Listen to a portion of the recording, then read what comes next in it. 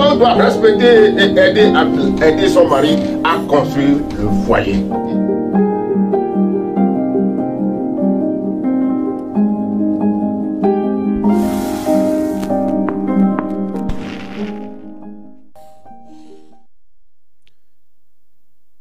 Bien-aimés, chers spectateurs et spectatrices, bienvenue à notre émission L'univers de la famille. Nous vous saluons dans le beau et précieux nom de notre Seigneur Jésus-Christ. C'est encore un privilège pour nous ce matin d'être en face de vous pour pouvoir véhiculer la parole de Dieu.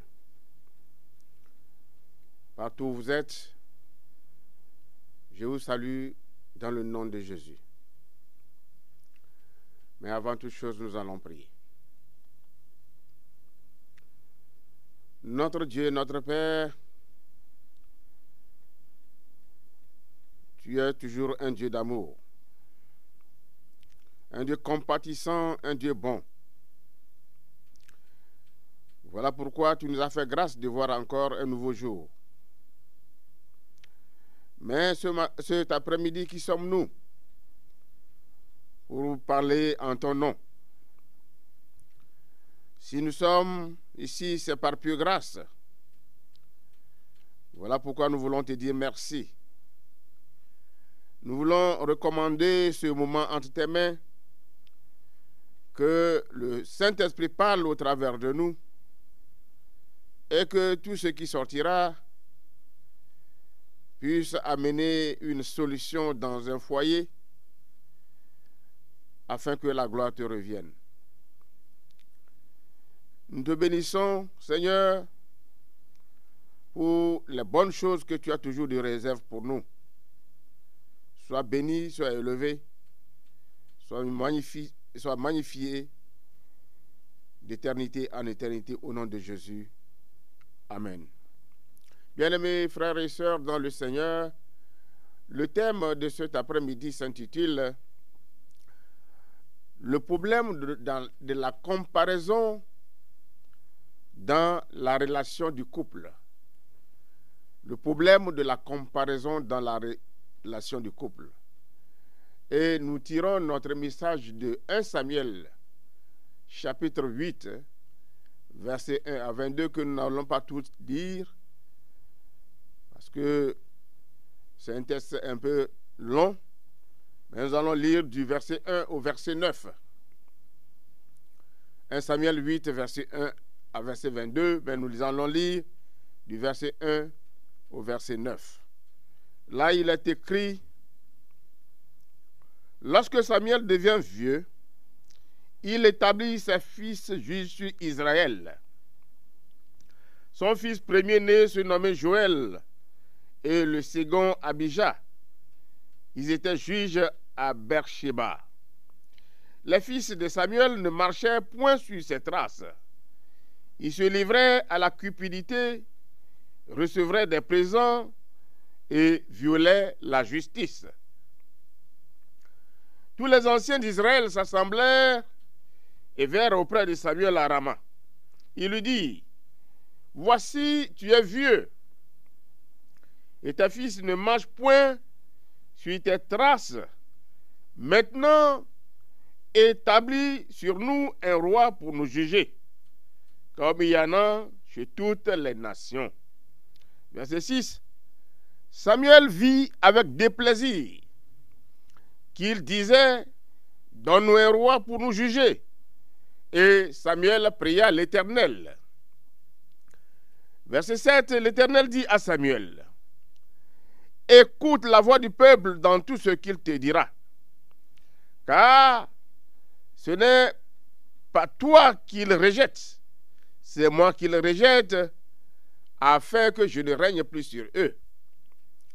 Ils agissent à ton égard comme ils ont toujours agi depuis que je les ai fait monter d'Égypte jusqu'à ce jour. Ils m'ont abandonné pour servir d'autres dieux. Le verset 9, écoute donc leur voix, mais donne-leur des avertissements et fais-leur connaître le droit du roi, qui régnera sur eux. Amen. Bien-aimés frères et sœurs dans le Seigneur, nous venons d'écouter un message. Et si nous analysons bien ce message, nous allons essayer de déduire notre thème qui parle de la comparaison. Parce que les fils d'Israël ont voulu comparer leur nation aux autres nations. C'est pourquoi ils ont pu dire à Samuel, « Établis sur nous un roi pour nous juger comme il en a sur toutes les nations. » Chez toutes les nations. Donc, bien-aimés frères et sœurs, nous voyons à travers ceci que nous avons tous naturellement, tendance à nous comparer. Nous avons tendance à nous comparer avec d'autres personnes.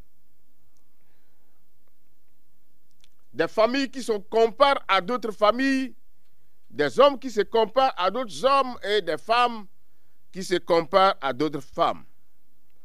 Et en comparant aux autres, on le fait sans s'en rendre compte. Bien sûr, la comparaison peut être une bonne chose. Ça peut être une chose saine. Si d'aventure, ça nous permet de nous inspirer pour aller de l'avant, pour devenir meilleur. Également, ça peut devenir un malheur pour nous. Ça peut devenir quelque chose de malsain si cette comparaison a de mauvaises motivations. Et comme je le disais la fois passée, tout vient de nos cœurs. Si cette comparaison a de mauvaises motivations dans notre cœur, alors ça devient malsain. Et c'est ce type de comparaison que on a toujours l'habitude de faire. Et justement, cet après-midi, c'est surtout de ça que nous allons parler au cours de cet enseignement.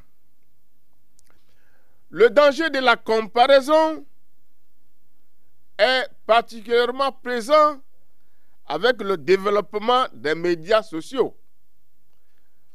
À longueur de journée, c'est ce que nous voyons à travers les médias, la télévision, nous attendons à travers les radios. On voit des photos extraordinaires, des photos bizarres, quelquefois retouchées. Et dans les Facebook, sur les WhatsApp, les bonnes choses qui arrivent dans leur vie, et on ne cesse pas de nous les publier à chaque fois. Et en voyant cela, nous avons tendance à nous comparer, à dire, ah, si je pouvais être comme celui-ci ou celle-là, ce serait une bonne chose. Et permettez-moi, est-ce que ce que l'on compare, c'est toujours la meilleure? La comparaison, que ça soit exprimé verbalement ou pas, qu'on l'admette ou non, la plupart d'entre nous comparons et ce n'est pas une bonne chose. On compare souvent ce que l'on est, le physique, les dons, les talents, les capacités, le niveau spirituel, le niveau d'action, le niveau de vie, les dons spirituels.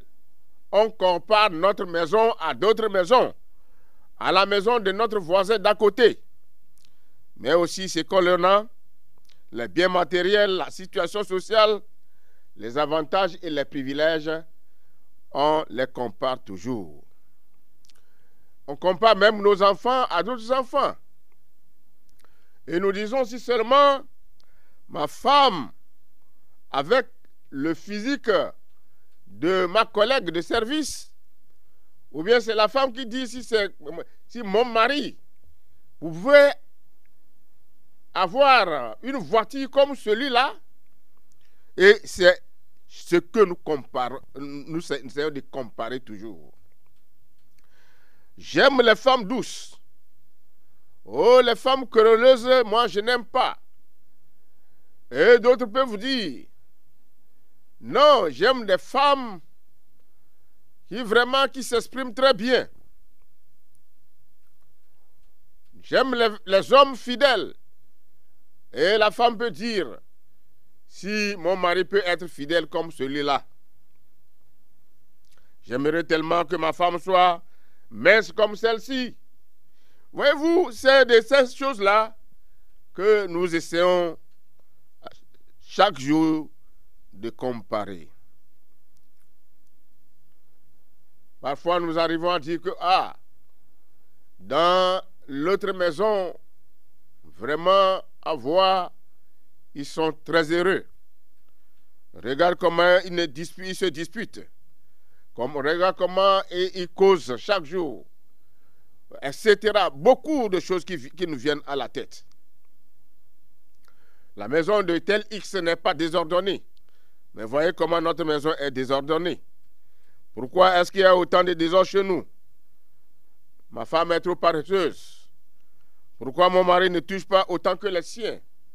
Pourquoi ils ont une maison plus belle que notre maison? Ils sont bénis, tout marche pour eux. Oh, Dieu les aime plus. Nous, Dieu ne nous aime pas. Bien-aimés frères et sœurs, le problème de ce genre de comparaison est malsaine. C'est qu'elle se base souvent sur des demi-vérités ou sur des mauvais standards. Ce ne sont pas toujours des vérités ce que nous essayons de comparer avec notre situation.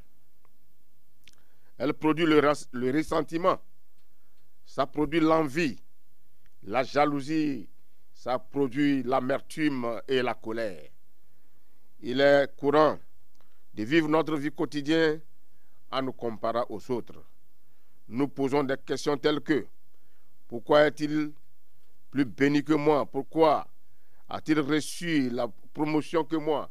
Pourquoi est-il riche plus que moi? Pourquoi cette femme est belle plus que moi? Ou bien c'est l'homme qui dit pourquoi cette femme? Alors que c'est toi-même qui as fait ce choix. Non, la comparaison, bien aimés frères et sœurs, n'est pas une bonne chose. Prenons l'exemple du verre à moitié plein.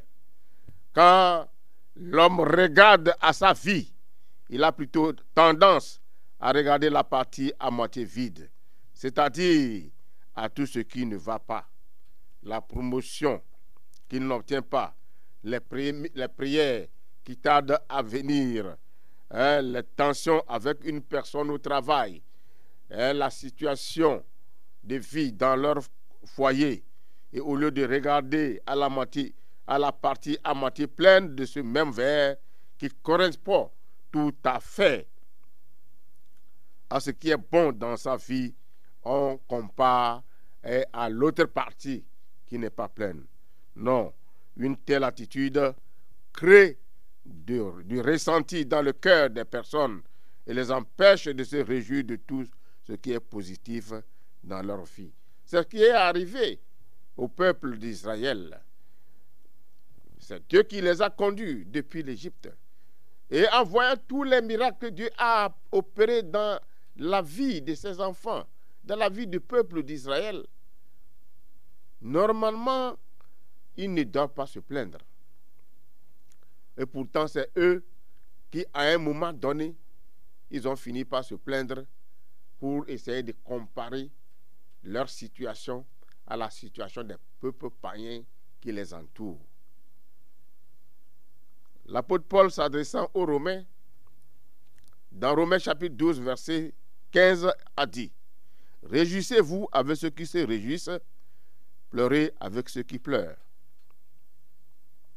Ce verset nous dit de nous réjouir avec ceux qui sont bénis, ceux qui sont bien portants, ceux qui ont de l'avancement, et de pleurer avec ceux qui pleurent. S'il y a malheur dans une maison, s'il y a de l'affliction dans une maison, il faut aller pleurer avec eux. Il ne nous dit pas de nous comparer sans cesse les uns avec les autres, ni d'être dans la rivalité, mais au contraire, d'être unis d'un même cœur. Jésus a dit à Pierre, si nous lisons dans Jean, chapitre 21, verset 22, Jésus s'est adressé à Pierre, il lui a dit: si je veux qu'il demeure jusqu'à ce que je vienne, que t'importe? Toi, suis-moi. Oui. C'est quand Pierre posait la question à Jésus concernant Jean, l'apôtre Jean. Et c'est là que Jésus lui a donné cette réponse. Mais si je veux que Pierre demeure vivant jusqu'à mon retour, est-ce que toi, Pierre, c'est ton problème? Ce qui est essentiel pour toi, Pierre, c'est de me suivre, c'est tout. Dieu nous appelle à le suivre et non pas à continuellement regarder aux autres, à comparer les bénédictions de nos voisins avec les nôtres. Non. Que t'importe? Toi, suis-moi. Nous n'avons pas à nous comparer les uns aux autres, mais à nous unir pour marcher d'un seul pas derrière notre Seigneur. La comparaison est un acte négatif. C'est pourquoi quand nous lisons dans Matthieu chapitre 20, à partir du verset 11 à 13, il est écrit: en le recevant, il murmurait contre le maître de la maison et dit: ces derniers n'ont travaillé qu'une heure, et tu les traites à l'égal de nous, qui avons supporté la fatigue du jour et la chaleur. Il répondit à l'un d'eux, c'est-à-dire Jésus: mon ami,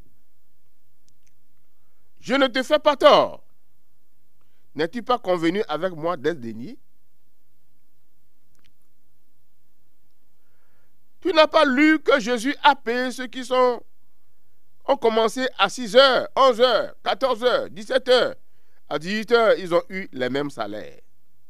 C'est ça la parole de Dieu. Il n'a pas dit: toi, tu as commencé à 6 heures, tu as plus que les autres. Ceux qui ont commencé à 6 heures ont commencé à dire: Seigneur, pourquoi tu donnes le même montant à l'autre alors que moi je suis là depuis 6 heures? C'est ce que nous oublions parfois. En commençant à 6 heures, nous avons négocié un prix. Et ceux qui sont venus à 18 heures, ils ont aussi négocié un prix. Alors, si le moment de payer arrive et qu'on le paie le même montant avec nous, nous n'avons pas à comparer. Ceux du 6 heures ont dit à Jésus: Seigneur, pourquoi tu donnes le même montant à l'autre alors que moi je suis là depuis 6 heures? Et Jésus dit: je suis le patron. Je peux payer comme je veux. Est-ce que c'est ton argent? Il faut que vous ayez le fruit du Saint-Esprit et non les fruits des querelles. Et c'est le diable qui pousse les gens à l'église et dans les foyers à se comporter de la sorte. C'est de la convoitise et c'est le péché. C'est ce qui fait qu'il y a toujours de querelles dans nos foyers. Et nous devons comprendre que si nous faisons la comparaison, il y a toujours les méfaits. La comparaison pourrit les relations du couple. Cela pourrit aussi bien la relation avec soi-même que celle qu'on entretient avec les autres. Mari, femme, enfant, etc. Sœurs, collègues de service, voisins. C'est le signe de manque de gratitude et de manque d'amour envers soi-même. Si tu t'aimes toi-même, tu dois louer le Seigneur pour ce que le Seigneur t'a fait, au lieu de comparer. Laissez-moi vous dire, bien-aimés frères et sœurs dans le Seigneur, pourquoi nous arrivons à comparer nos femmes avec d'autres femmes? Et pour toi, et pourtant, nous avons fait un choix.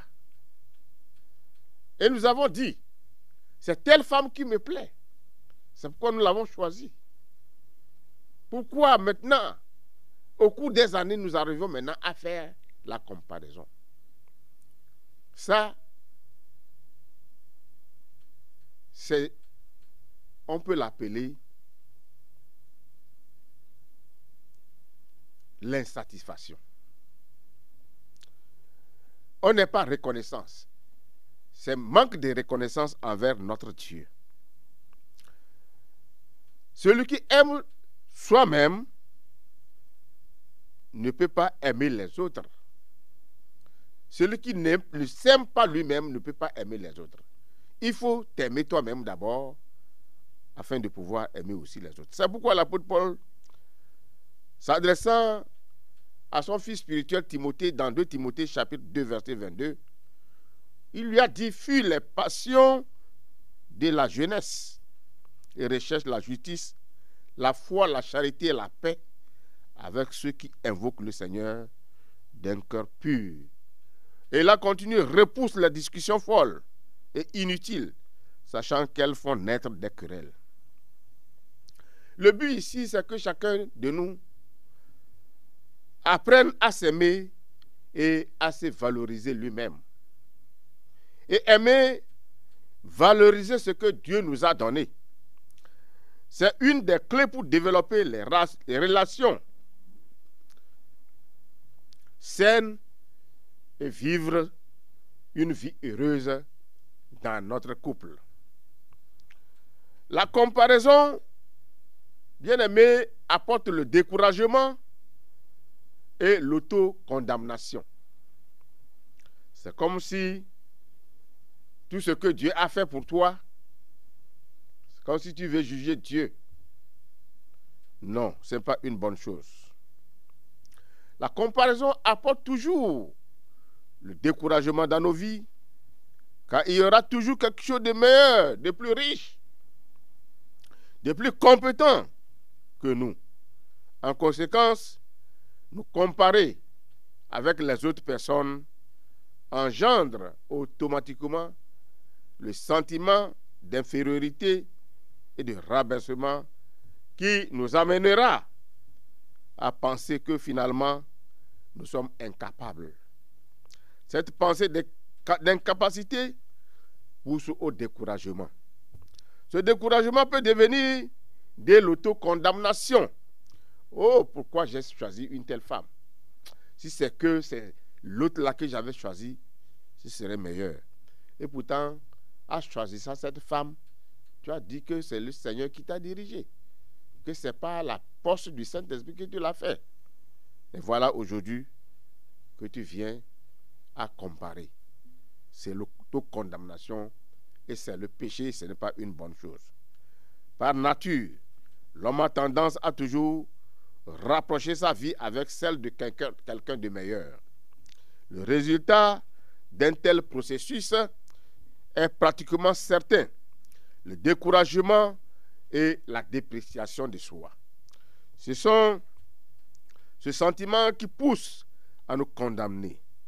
Si je n'arrive pas à faire aussi bien que lui, c'est finalement parce que je ne suis pas capable.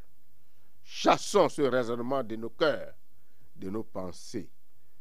Et remercions plutôt Dieu chaque jour qu'il fait, chaque jour qu'il nous a donné. Nos dons, nos avoirs, nos biens, notre famille, la femme qui nous a donné, les enfants qu'il nous a donnés. Il faut le remercier pour tout cela. Oui, Dieu a fait toutes choses bonnes.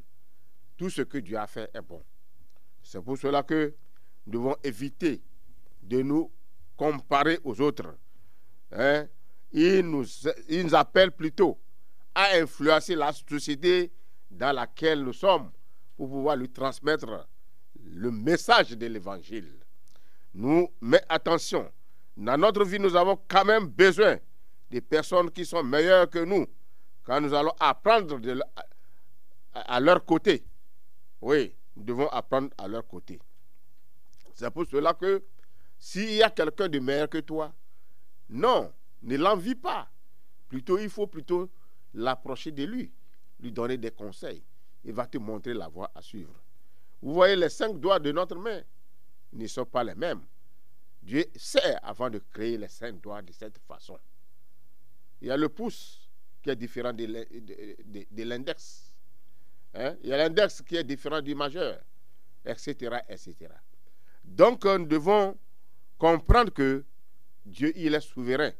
Et en créant toutes choses de cette façon, il sait pourquoi il l'a fait.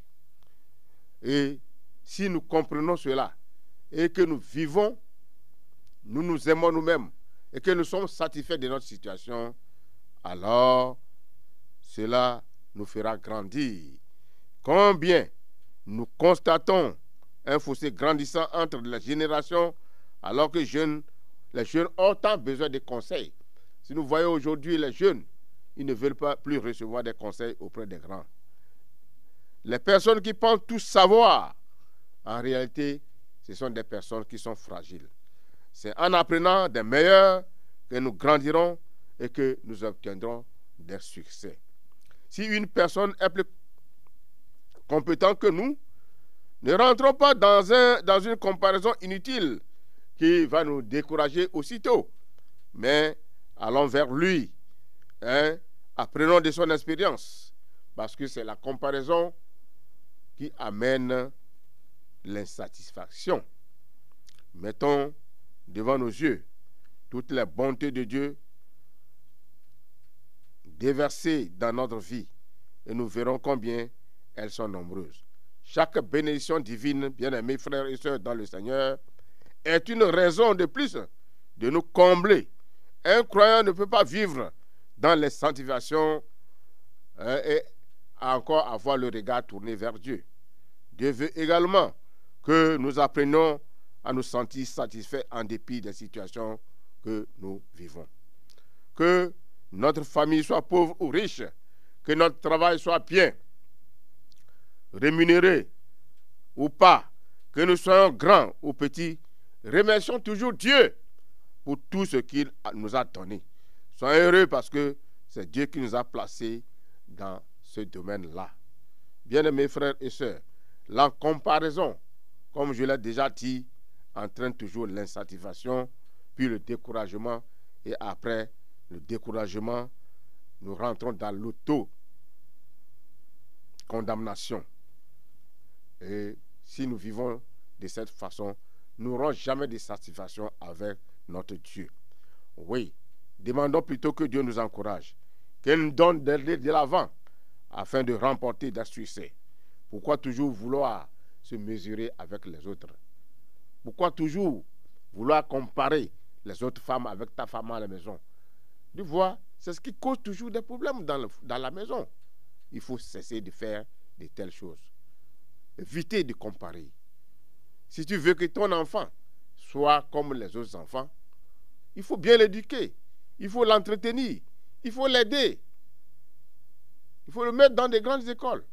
Comme ça, il deviendra grand comme les autres enfants que tu essaies de comparer. Ce sont des capacités que Dieu nous a données. C'est le dessein unique que Dieu a préparé pour nous. C'est ce que nous devons comprendre. C'est ça, c'est ce que tu mérites que Dieu t'a donné. Donc, il ne faut pas laisser ce que tu as donné Dieu t'a donné pour regarder aux autres. Non. Bien-aimés, nous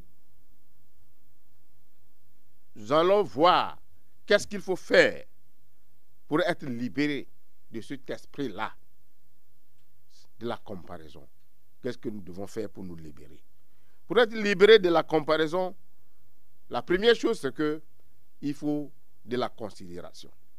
Pour que la paix règne dans la famille, il faut de la considération réciproque. Considère ta femme telle qu'elle est et que ta femme te considère telle que tu es. Si vous êtes satisfait, hein, vous avez de la comparaison, de la considération les uns envers les autres, je ne crois pas qu'il y aura encore un esprit de comparaison. Le mari doit éviter de nuire, de frustrer et d'offenser sa femme chaque jour. Les insultes, chaque jour des insultes. Toi, tu ne fais pas bien, tu ne vois pas les autres. Non, il faut arrêter cela. Il faut arrêter cela et avoir de la considération envers notre femme. Et ceci réciproquement. Il faut respecter la femme et réciproquement que la femme respecte son mari. Lorsque les partenaires se parlent, le ton ne doit pas être haussé. Le ton ne doit pas être dur.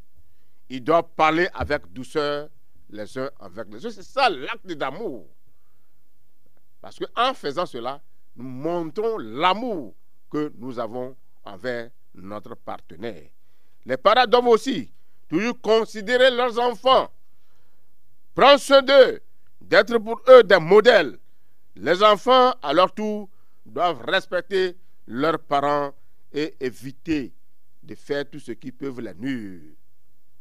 Si nous vivons ainsi, bien-aimés, nous allons voir qu'il y aura un changement. Et nous n'aurons plus besoin de regarder ailleurs. Quand il y a la paix dans le foyer, quand il y a la joie dans le foyer, si les choses, il y a de la considération les uns envers les autres, pourquoi encore aller regarder ailleurs? La deuxième chose ici, c'est la crucifixion de soi. Oui, la crucifixion de soi peut être synonyme d'humilité. Si un membre de la famille n'est pas humble, il ne peut pas accepter les autres. Monsieur, il faut que tu sois humble un peu envers ta femme et tes enfants. Ne te considère pas trop au-dessus d'eux. Être crucifié ici, c'est mettre en avant l'intérêt des autres membres. Celui qui est crucifié recherche le bonheur des autres et est prêt à se sacrifier pour eux. Il ne considérera jamais ses intérêts avant ceux des autres membres de la famille. C'est ça, être crucifié. C'est la crucifixion de soi qui bannit l'infidélité. Ça bannit l'égoïsme, la jalousie, l'irresponsabilité, la polygamie, le divorce, etc. Elle garantit le bien-être au sein de la famille. Quelqu'un qui est crucifié, qui crucifie son corps, crucifie ses yeux, crucifie sa bouche, il ne va plus aller chercher à voir ailleurs. C'est ce manque de crucifixion qui nous pousse maintenant à regarder ailleurs, à comparer d'autres femmes à notre femme à la maison. C'est la crucifixion de soi qui bannit l'infidélité. Laissez-moi vous dire que l'herbe n'est pas plus verte ailleurs. L'herbe n'est pas plus verte ailleurs. Elle est verte là où vous l'arrosez. Et si vous entretenez votre femme. Vous savez, la beauté n'est nulle part. La beauté, c'est quand on s'entretient au jour le jour. Si tu arrives à entretenir ta femme, peut-être un jour elle sera meilleure que ces autres femmes que tu vois. Il faut l'arroser tout simplement. Il faut l'entretenir. On a souvent tendance à regarder la paille qu'il y a dans l'œil d'autrui plutôt que la poutre que l'on a dans son propre œil. De la même manière, pardon, il est plus facile d'accuser son conjoint pour tous les malheurs et la difficulté qu'il y a dans le couple que de s'évaluer soi-même et d'effectuer des changements nécessaires pour faire avancer les choses. Un jardin propre et fleuri est forcément entretenu. Oui, si tu as ton jardin et que tu le laisses bourrer d'herbe, comment ça peut produire? Ça ne peut jamais produire. De même, les relations qui marchent bien sont celles qui sont nourries, entretenues. Donc, toute relation qui n'est pas entretenue finit par se mourir avec le temps. De plus, ce que l'on sème, l'on le moissonne également. Vous ne récolterez pas un champ de haricots si vous semez du maïs. Israël a usé de comparaisons en disant, maintenant, établis sur nous un roi pour juger, comme il y en a chez toutes les autres nations. Le résultat, ils ont subi la tyrannie de Saül.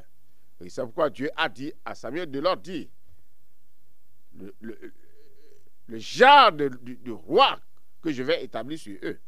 Mais ils n'ont pas compris. Votre foyer ne va pas comme vous le souhaiteriez. N'allez pas voir ailleurs, car l'herbe n'est pas plus verte ailleurs. Elle est verte là où elle est arrosée. Prenez la décision d'arroser vous-même votre propre jardin. Choisissez de semer chaque jour dans votre foyer ce que vous souhaitez y voir et y développer. Appréciez et valorisez ce que vous avez tout en recherchant la grâce de Dieu dans la prière. Investissez dans votre relation avec votre femme, avec vos enfants. Persévérez et à force de le faire, votre jardin reverdira. Votre jardin refleurira. Sois reconnaissant et ta vie va changer. David dit, mon âme bénit l'Éternel et n'oublie aucun de ses bienfaits. C'est le psaume 103, verset 2 qui nous dit cela. Il faut des jours réservés au partage de la parole de grâce avec ta famille, avec ton foyer, avec ta femme et tes enfants, pour la restauration de votre foyer. Et la parole qu'il faut, c'est apprendre à être reconnaissant de ta vie et de la vie des autres. Et vous allez voir qu'il y aura un changement. Celui qui offre sa reconnaissance, celui-là me rend gloire. C'est ce que la parole de Dieu nous dit. Il prend le chemin et je lui ferai voir le salut que Dieu donne. Psaume 50, verset 23. Bien-aimés frères et sœurs, beaucoup d'entre nous ne savons pas le miracle arriver dans nos mariages. Ne voyons pas le miracle arriver dans nos mariages et dans nos vies en général parce que nous sommes plaintifs, nous murmurons sans cesse. Et ces paroles négatives que nous prononçons chaque jour annulent toutes les prières que nous faisons. Oui, mais il faut plutôt, si nous voulons la restauration, il faut plutôt s'adresser au Seigneur. Et le Seigneur va nous aider à avoir la restauration dans nos foyers. Prends la décision de glorifier Dieu. Glorifier Dieu, c'est signifier, le magnifier, c'est de rendre plus grand, c'est de lui dire merci Seigneur pour la femme que tu m'as donnée. Merci pour les enfants que tu m'as donnés. Merci pour la maison que j'ai construite. Oui, et ce faisant, tu évites la comparaison malsaine dans les relations et qui n'aura que pour source la convoitise. Et cette convoitise-là finira par détruire ton propre foyer. C'est pourquoi, bien-aimés frères et sœurs, avant de vous laisser, je dirais tout simplement qu'il faut être reconnaissant envers notre Dieu. La gratitude et la grâce, attitude, c'est une attitude de grâce. Hein? Et tu n'auras jamais de mal à être reconnaissant si tu réalises que tu ne mérites rien de tout ce que tu possèdes. Oui, tout est grâce. Ton mariage, ton travail, ta santé, ta maison, tes enfants, c'est une grâce. Tout vient de Dieu. C'est une grâce, un cadeau. Il faut être reconnaissant à tout cela. Remercier toujours Dieu et dire, nos maisons manquent de joie et de bien-être. Nous sommes souvent déprimés parce qu'on manque de reconnaissance. On magnifie les défauts de nos conjoints. On magnifie les problèmes au-dessus de Dieu. L'un des fruits de la reconnaissance, c'est la joie. Oui, s'il y a la joie, il y aura la paix. S'il y a la paix, il y aura la tranquillité. C'est pourquoi, bien-aimés frères et sœurs, laissons la comparaison chaque jour. Évitons de nous comparer aux autres. Mais ayons de la considération les uns envers les autres. La considération avec notre femme, avec notre mari, avec nos enfants. Et si nous sommes reconnaissants à Dieu, Dieu va nous bénir, il y aura changement. Que le Seigneur vous bénisse et qu'il nous aide à mettre tous ces points en pratique afin que nous puissions avoir la joie dans notre vie de couple. Restez toujours bénis. La prochaine fois, si le Seigneur tarde à venir, alors nous allons encore une fois nous revoir. C'était à l'instant l'univers de la famille qui vous a été donné par l'association CEREF, le cercle d'études et de réflexion pour le bâtiment de la famille. Alors, si vous désirez des prières ou des conseils, alors pouvez vous adresser à nous au numéro qui s'affiche déjà sur l'écran, au 99 48 94 25, 99 48 94 25. Et si vous êtes à l'international, vous pouvez composer plus 228. Restez toujours bénis. Nous allons prier. Seigneur notre Dieu, merci pour ta parole. Merci pour les oracles que tu nous as donnés encore ce matin. Oui, ton désir pour nous, c'est que nous puissions vivre dans la paix, dans la joie et de la tranquillité. Mais évitons de comparer. Le peuple d'Israël a comparé sa situation avec les autres nations. Ils ont demandé un roi, mais ce qu'ils ont récolté, c'est l'amertume.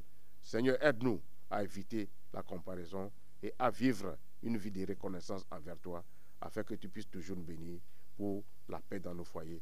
Au nom de Jésus. Amen.